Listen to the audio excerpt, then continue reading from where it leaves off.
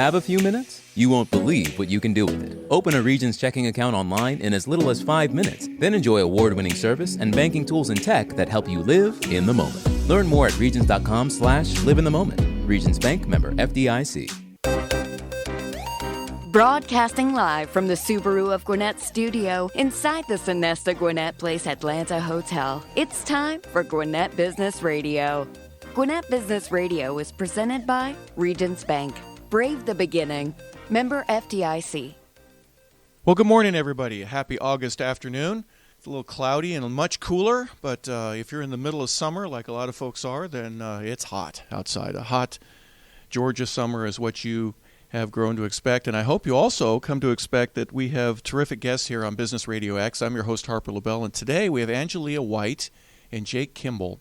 We're going to talk a little bit about taxes, and we're going to talk about performance and some things that might be of interest to you in one way, shape, or form. There are a lot of things that are going on in our world today, and Angelia is going to help explain a little bit about that. Angelia, thank you for being here today. First and foremost, we want to welcome you to the show. Thank you for having me. Now, you are with ALW Tax and Financial Services. You're in Duluth, Georgia. Now, you are a Georgia peach, right? You're born and raised here in Atlanta, and you've been in Gwinnett now for how long? I have been living back in Gwinnett since 2019. So I moved back into Gwinnett from Covington, Georgia, but I actually moved back into the Atlanta area down from Douglas, Georgia, about 10 years ago. So you've been around. I've been around, yes. Yeah. We're glad to have you here today. And I'm going to give you credit. It takes a lot of guts, and in many cases, a lot of fear overcoming in order to start your own business. And you did ALW Tax and Financial Service. Tell us a little bit about that story and what that was like for you. Interesting thing is, Harper, I started my business at right when COVID started. So I actually began March of 2020. And of course, that's when everything was actually starting to shut down. So, however, I didn't foresee that things were starting to shut down and go south. I was just feeling, entrepreneur-like. So I decided to go ahead and begin my business anyway. But the interesting thing about my profession is someone is always going to need their taxes done. Mm-hmm. Everybody needs a little help. Death and taxes are inevitable, aren't they? Well, that's the saying. That's the cliche. Now, how did you get involved with it? Because there are a lot of folks that say stereotypically, and please, everybody lower your sensitivity. This is a man's world, and most men love numbers. Not as many women in this profession. Mm-hmm. What is it? Was there a time, maybe in high school or college or earlier in your life, where things clicked just right for you and you understood this that led to where you are today? That's an excellent question. The way I got into the tax industry, my undergrad and my graduate degree are focused in accounting. So when I received my graduate degree back in a few years ago, which was 2000, I'm aging myself. Yeah, well, you're 2012. You're 25, 26 years old. Is that, yeah, you know what I mean? Yeah, you're sweet. Well. But yes, so I was actually working in corporate.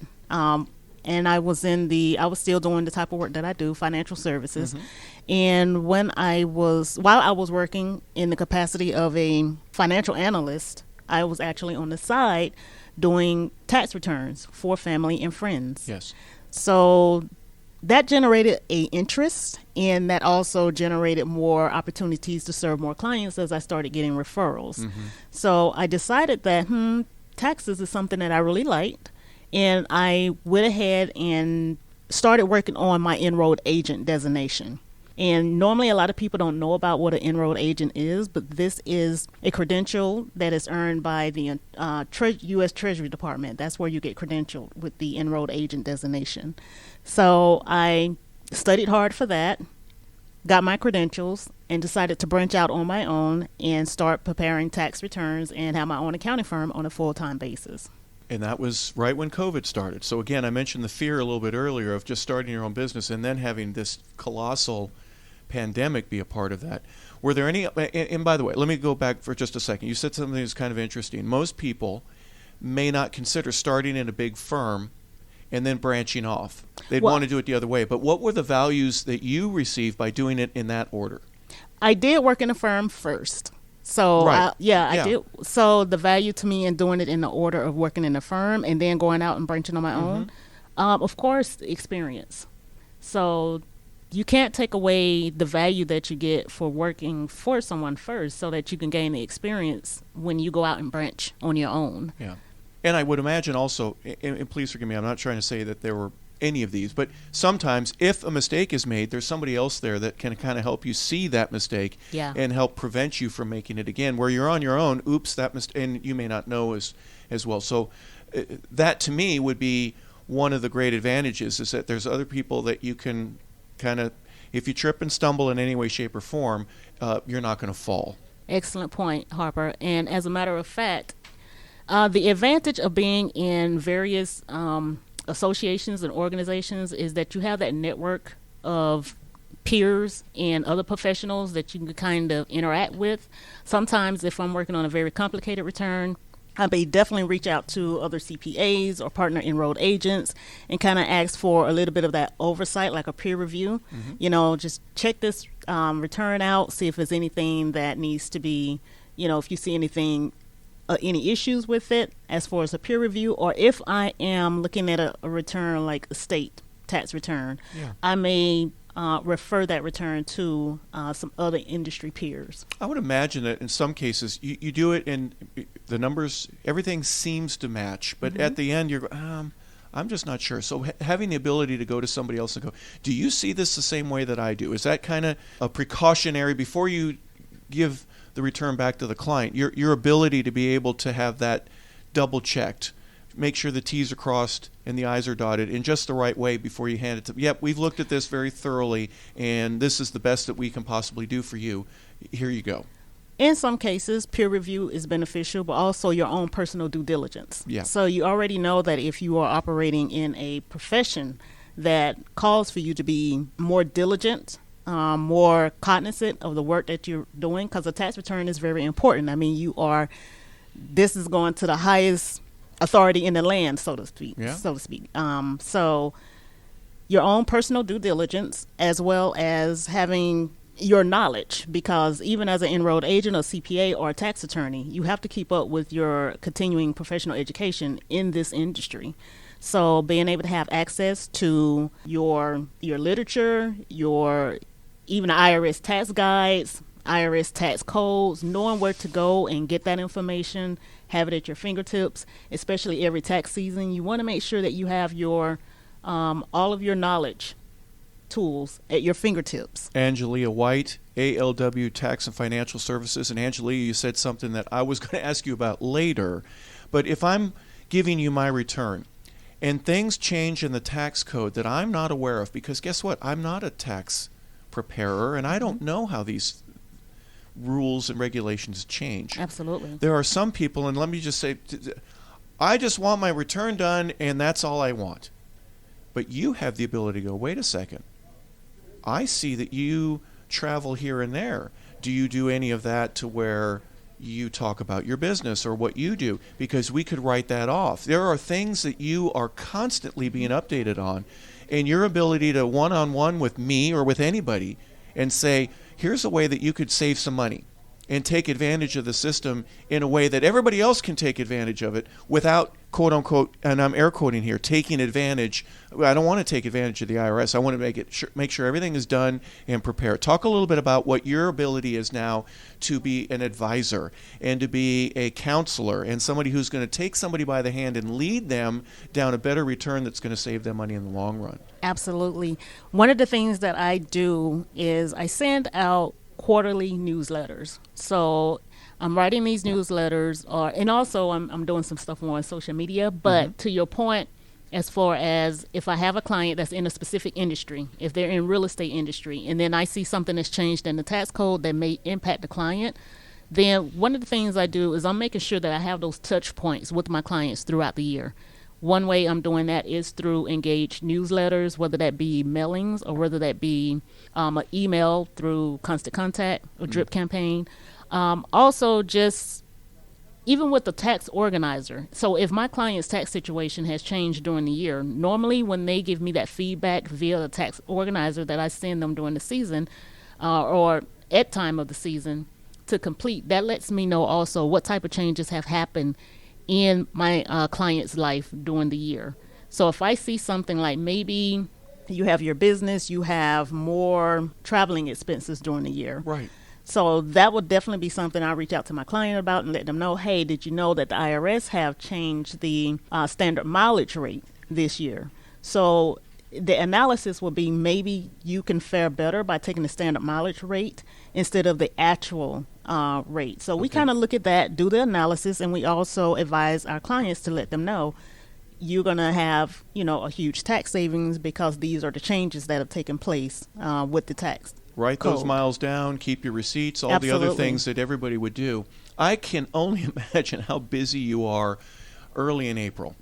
And you wouldn't get one-on-one time with me very long because you have hundreds of other people that you have to serve. Absolutely. So keeping your pipeline refreshed, so to speak, like the quarterly newsletters and the other ways that you would communicate. What advice would you give for somebody that may be just wanting to join you for the first time or an initial contact and not being able to do that on April 12th or the 14th? Yes. Get to know us early. Get to talk to us. Let me go to work for you. Tell me what the best procedure is for you in your ability to help your clients. Absolutely. First and foremost, reach out to us, like you say, way before the 12th hour, as they say, because it will be impossible to get into the office. It's going to be impossible even for me to prepare a tax return. It may be put on extension, but definitely we can't expect anything to be prepared right on April 12th for April 15th deadline. Right. So I would say definitely reach out early. If you can reach out February, that's even great. That's better because it allows us the opportunity to interact with you, to get to know your situation a little bit more. And sometimes some of our clients, they don't like our tax organizer, but if you're a brand new client, that's the best way we can get to know you. Sure. We can get to know your situation more intimately, and it gives us time also to assess to see, okay, are there tax saving opportunities at this engagement? Absolutely. Hypothetically, I'm in trouble, Angelia. I didn't do something right, and they're wanting to. The guys, the bad guys, they're coming after me. What do you tell people that might have some tax problems or some issues? Is that somewhere where is that your forte? Is that what you are specialize in? Absolutely.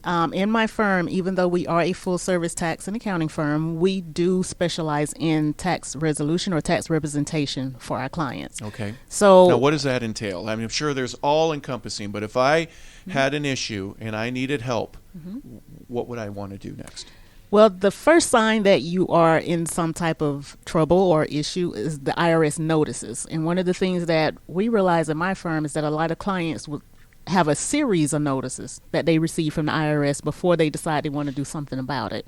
So what I like to recommend is if you're getting a notice because maybe you're being audited, and audits are not always as bad as people think, we always recommend first read your notice or bring the notice into us and we can help you decipher what the IRS is looking for.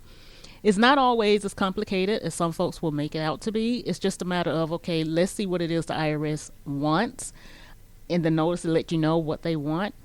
Let's first start with that notice. Now, if it's a case where, okay, you know you're in trouble because you know you haven't filed your tax returns in the last 6 years, then of course the first thing we want to do is get you into compliance by, we go through a series of phases in order to get you into compliance with the IRS, and then we can start working on any type of resolution work that's going to include any taxes that may be owed.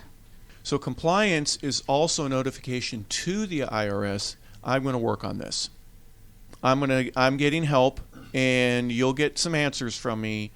Don't lock me up, right? Right. And Absolutely. just know that we're going to make progress, and we're going to do so in a manner that you have already previously approved. I don't know what the percentages are, but I would imagine that there are always there are some people out there that let something slip, either personally or professionally, and they need help, and that's what you're there to help resolve with folks. Absolutely. We want to take the burden or the headache off of our clients, because a lot of times it can be stressful trying to manage the IRS and you're trying to manage your own life. So we like to think of ourselves as, helping to release your burden so that you can focus on something else, focus on your life, focus on managing your life, and we'll focus on helping you get more healthy with where tax problems or tax issues are concerned. So for those clients who are experiencing IRS liens, IRS levies, tax garnishments, back taxes, unfiled taxes, any of those type of issues we can assist with. There you go. I know that the recent bill that the president signed allows for as many as 87,000 new IRS agents. That could be fearful to somebody who is having some issues like you just mentioned. There's going to be more agents that are going to want to. Your understanding, though, might be, hey, there's a lot of backlog problems that they have, some files that have been unworked, and you see a light at the end of the tunnel with this. Tell me what your basic understanding would be, so that I'm not in fear of, holy cow, they're coming after me with bells and whistles.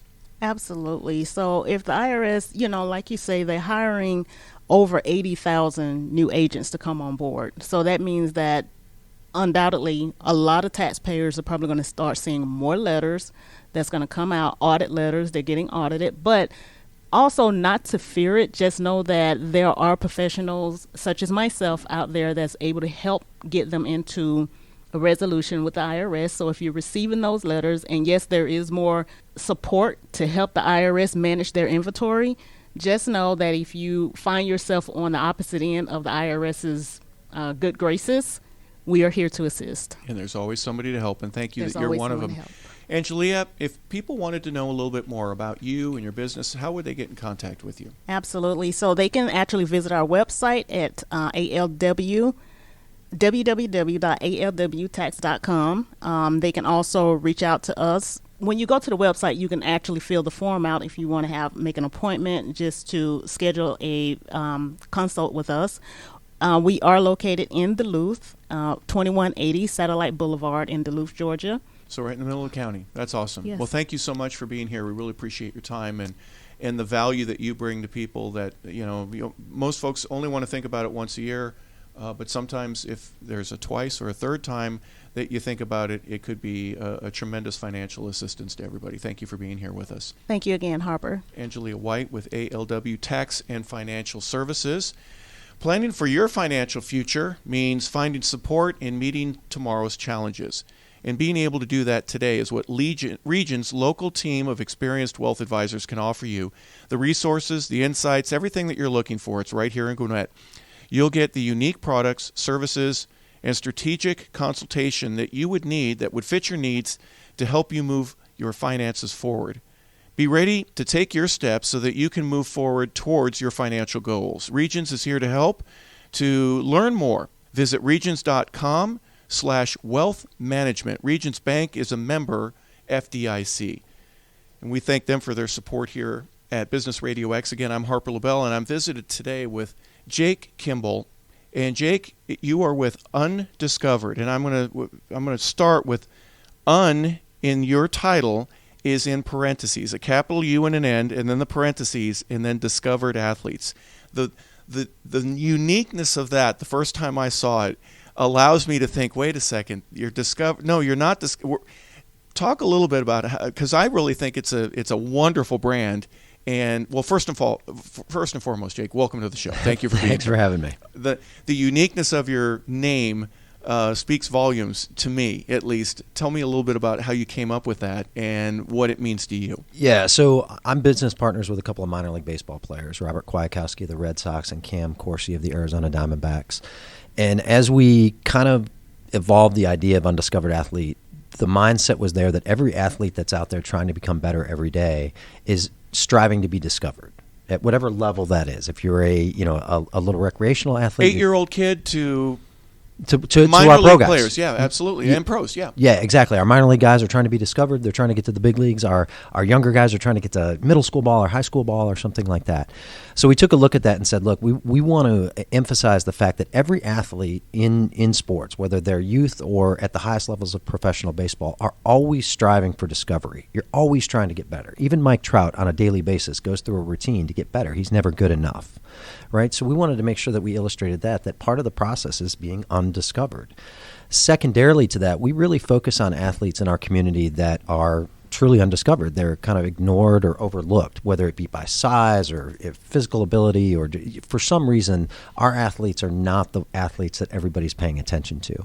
So we wanted to really kind of focus on those guys. Cam Corsi was a 5'6" high school player with no offers out of high school, had to walk on to Georgia Gwinnett College. He was truly undiscovered. Yep. He's dominating single A baseball now for the Arizona Diamondbacks, but he's nowhere near his goal of getting it to the big league. So he'll be undiscovered the whole way there. So the question that I always get is, when do you become discovered? And I don't know the answer to that. Yeah. There are times where an athlete or anybody may be one day away, or they missed when the guy was there that was going to be scouting, and you help present a second or another opportunity for people. Hey, we're going to give you a chance to play, or we're going to help you work on your skill set, whatever that may be, so that the next time somebody is around, they can see what you do and the improvement that you make. Is there any sense of what I'm trying to put together there for you to be able to say, that's what we want to be able to do to help people get to that next step? Yeah, there really is. And part of what we're doing is changing the vernacular around baseball and around youth sports. We call ourselves a developmental organization. Mm-hmm. And the idea behind that is exactly that. We're always developing. We're always trying to get better. We're always trying to work on our skill set. We're always trying to laser focus on some sort of a deficiency and enhance it. And then also kind of pay attention to our strengths and make sure that we're attending to them as well. Isn't that interesting? Because most athletes will only work on their strengths. When they work on their weaknesses too, now they are fully developed. At least that's what gets you to the next level. Is, hey, we know you're not very fast, so work on your speed, or vice versa, whatever it is. Right. Yeah. Identify where your weaknesses are, right? Pay special attention to those, but don't lose sight of those strengths, right? We still always have to enhance and develop our strengths as well. For a parent with a child at baseball, softball, girls are welcome. We train athletes. Yeah, we don't care what you play. Doesn't matter. Right. We want to get you better. So if I'm a parent of a, when do you think there are, some people think that I have a prodigy child, and they could be exactly right. There's something that, whatever that it factor is, my kid has it. They love this sport or they love this game, and that's all they. And there's others that just need help. They don't have a whole lot of skill sets because they haven't spent a lot of time. There's a difference. How early do you start looking at youngsters and saying, we can work with your child. We can gladly help develop them? Is there a specific age that you want to keep away from? 4-year. I'm not going to help a 2-year-old. Right. That's mom, dad. You need to wait. Go. Go to the park and have some fun. Go ahead. I think where our program is really different is we are not kind of an open training facility. We do lessons. We do different things that kind of can be accessed by the community. What's different about us is we're trying to create a community around baseball. So we have what would be called in the modern day travel teams. Mm-hmm. We don't call them travel teams. They're developmental baseball teams. So we have about 140 kids within our native organization that are Gwinnett bound kids. They play under the Gwinnett Stripers logos and branding. So we're partnered with the Stripers. So when you talk about age, what we're trying to look for is we start at 9 years old for our team program, and we try to be very age appropriate for the kids that are in there. There's there's a lot of value and benefit to a 6 or 7 year old going and doing a 1 hour private lesson if that's the direction that the family wants to go. We're looking at developing a community, not necessarily developing an individual player. So we try to focus on our 9 to professional age athletes, kind of anything in there, but we'll bring in younger kids for special programs and sessions. But to be quite honest with you, Harper, at the end of the day, if you're a kind of recreational player that's 5, 6, 7, 8, 9, 10 years old, I strongly encourage the parents to spend the money that they would spend on lessons and training back into the community. Get him into a recreational program. Figure out ways to leverage that so that he's going to be a better kid, not so you're chasing some sort of far out goal of a scholarship or some sort of pro, aspirations. Yeah, it's interesting that you would pull the reins back a little bit on that. Most folks would say, yeah, come on in and spend a fortune on this. Hey, Dad, play catch with your kid. 100%. And see how much he likes it. And he'll let you know how much better he wants to get. That's just a key. Just a couple weeks ago, I was watching a Kobe Bryant video. the camera was on him, but he was in kind of a bigger room, and he was sitting at a chair, and there was a gentleman that he was speaking to. And when the camera comes on, it's almost in mid-sentence, Kobe says, and the thing that is really important for me is watching some of these kids and seeing how much time that they put into. Remember, Kobe, before he died, was coaching his daughter's basketball team. And he says to one of the, eventually we find out it's one of the dads of a girl that's on the same team. And he says, your daughter, for example, if she spends 2 hours a day, it's all math, he says, it's math. Spend 2 hours a day in the gym, working on her feet, shooting free throws, jump shot, defense, all the stuff that's incorporated in that, playing. Just think in a year how much time that girl has spent compared to somebody else. It's just it's a math problem. Spend time on something that you want to develop, and when you spend time and for kids that may not be into athletics, spend time with math, spend time with reading, or instead of just on video games, start training yourself to be disciplined in something other than video or whatever, and the results are amazing in how much time that you spend. Talk a little bit about what you see and how you are able to develop that in your athletes in that type of a manner. Yeah, it's a really good question, and I want to kind of turn it and spin it a little bit. Please. So kind of talk about Gwinnett County as a whole. Gwinnett County produces more professional baseball players than any other county in the country for the last 24 consecutive years. So now, I would have thought East Cobb would do that, but Gwinnett blows Cobb away, doesn't it? Well, it's fundamental to why we started our business, right? This exact challenge that you're talking about. The best players that play in our county go to high school here, but they don't play anything other than high school ball here. So we have a really poor baseball infrastructure, youth and high school baseball infrastructure here in Gwinnett County. We don't have a lot of private, baseball organizations that have come in and been able to build facilities and use. So Gwinnett County is really interesting. Our best products don't play most of their baseball here. They go to East Cobb. They go to Hall County. They kind of leave our county. So to your point, we have to be able to tailor our program around those guys, which we call top 20 percenters. In this year's Major League Baseball draft, there were 4 guys from Gwinnett County drafted in the first round, including Drew Jones and the number 2 pick in the draft. Right. Yeah. So we have, at the highest levels in our county, we have the best baseball players. So we have to be able to tailor a program that enables those guys, just like you're talking about with Kobe. What are the guys at the top 20%? What do they need to be doing? What do they need to be focused on to chase their dreams? If you are not projectable to that top 20%, well, quite frankly, we need to start building athletes that, think like Angelia. You can still play baseball and you can still chase those dreams and go to college and have kind of post high school opportunities. But at the end of the day, we're creating great young men and women. Right. So when it comes down to how do we present our coaching program, it's really quite simple. We're going to match the desire and the aptitude of the athlete, but at the same time create a community around this, a community of young men and women that are going to go out and represent our county well. And, a lot of these kids are going to be accountants and police officers and different things. So for us, it's important that we're building something that sustains Gwinnett County baseball really well and pulls some of these guys back into the county that are leaving us. Now, you are from Colorado. You've lived in Illinois. That's right. You went to school in Iowa, and now you're here in Georgia. The neat thing about me mentioning that, in my ability to promote you, is that there are other places around our country that also want to have great baseball or athletics. But now you get to kind of take little. Well, here's what they do out here.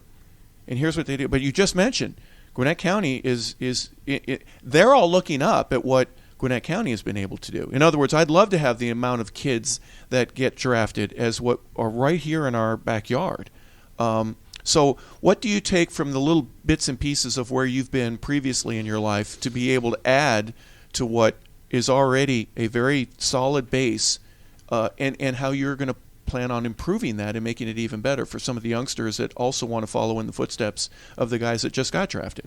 It's a really great question, and the answer is really simple. Pouring resources, energy, and time back into recreational baseball.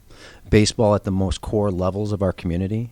In Gwinnett County, we're seeing anywhere from 30 to 40% participation loss year over year at the most important level of baseball. Yep. So the answer to the question, and that's what we're doing at Undiscovered Athlete, over the 25 or so years I was in a different industry and trying to kind of formulate how we're going to build a better baseball system over the years. I took some of the, the lessons learned out of some other organizations, but fundamentally what's happening in our country is that level of baseball is dying. We've decided that we're too entitled, we're too biased, we're too whatever, and it's not good enough for us. So from our perspective, it's about pouring back into the parks in our county and making sure that we can create a community around it, a community of businesses that want to support local baseball, a community of volunteers that want to go out there and be a part of it, a community of for-profit organizations like myself and the Stripers that want to share our revenue and share our blessings and pour it back into the community. The most important thing we can do is build recreational baseball in Gwinnett County. You mentioned you say Gwinnett, the recreational in and of itself is dying because there are not as many kids that are playing that are sticking with it. Is that it's fair? Not so much that it's the kids want to go play, and I'm using the air quotes now. They want to go play travel baseball.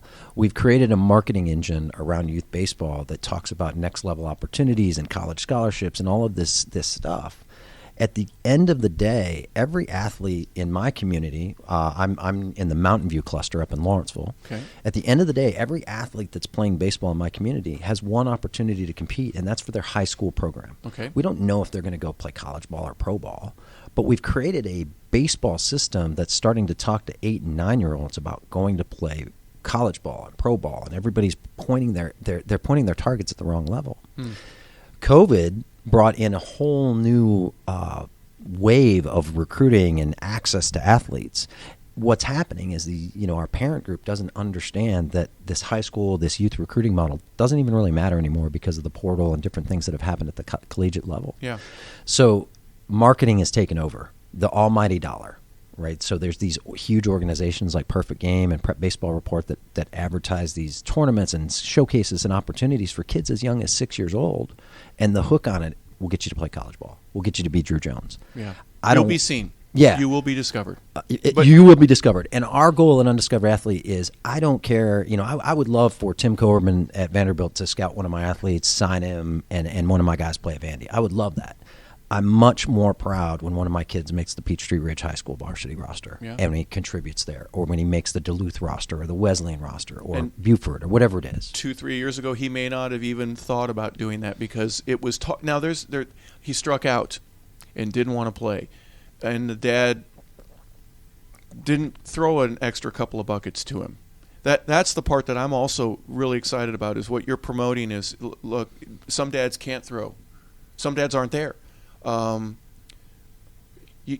going to get better when you practice doing what you do and do it correctly, right? Vince Lombardi, practice doesn't make perfect. Perfect practice makes perfect. So work on those things and spend some time, and you allow for that ability to take place in some cases because you have batting cages and you have people that are going to say, here's what you need to do to work on your swing.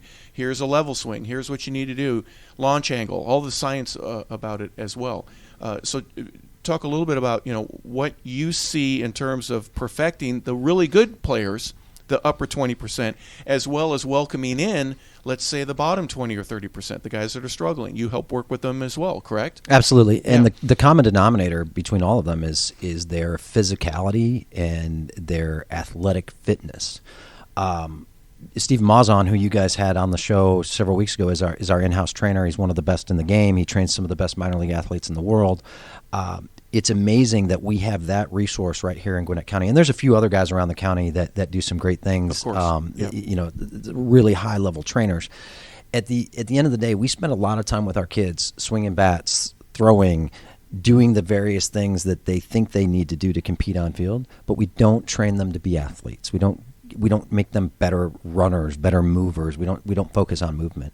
So Undiscovered Athlete's a little different. We don't throw you right into a cage and let you swing bats. We put you in front of Steven first and make Steven kind of get some understanding of how your body moves and how we're going to coach it and how we're going to get it better. Yeah. And incorporating diet and exercise and being able to do all the things that the top class athletes. Yeah, especially at our responsible high school and above, we Yeah. get really into nutrition and fitness and communication to coaches and scouts. We have an in-house scout on our staff, Hudson Belinsky.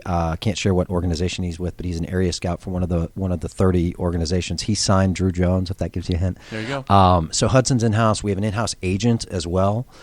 So we kind of work the entire spectrum of baseball. To give these guys the look. So Hudson's not there to find the next Drew Jones. Hudson's there to give a kid that's a freshman in high school that'll probably never play collegiate baseball the knowledge that a major league area scout can give him. Yeah. The ability to give him a love of baseball that extends beyond the ability to play. Maybe he can be like me and spend 20 years in a different career and then jump out into baseball, or he can be a coach, or he can be an official or something, right? So we're trying to put the best resources around our community as we possibly can. Well, and what you mentioned, to love the game. Because some kids just end up not loving it because something bad happens, and for them to be able to still respect the game and go, it didn't work well for me, but the game is still great.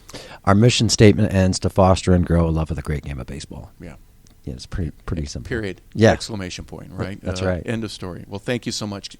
Jake, how do people find out a little bit more about you, about Undiscovered Athletes, and how they might be able to connect the dots for helping their young athlete to be discovered and to get better? Yeah, best thing I would recommend you do is head to YouTube and check out Undiscovered Athletes YouTube page. We've got 4 or 5 videos in there about Cam Corsi, who's kind of the namesake. You'll see in Undiscovered there's a C2 at the C. So that's it's a great story. I love Cam. I've had a chance to meet him, and great, yeah. What a bulldog. Super dynamic guy, right? It's one of those lessons, right? You're told no forever, and that guy that word doesn't equate in his brain. And I've never been around somebody like that. What do you mean no? I can do that. He won't even say that. I will do it. Yeah. Go ahead, please. Yeah. So, won't even say that. Yeah. So how else do we get phone numbers? Where are you located? Tell us a little bit more. We're located at 50 Old Peachtree Road in Swanee, Georgia. We're Suite 100. We are right at Lawrenceville, Swanee, and 85. Really good access for athletes of any type. It's www.undiscoveredath.com, so UNDISCOVEREDATH.com, and you can reach us at 470-222-4160.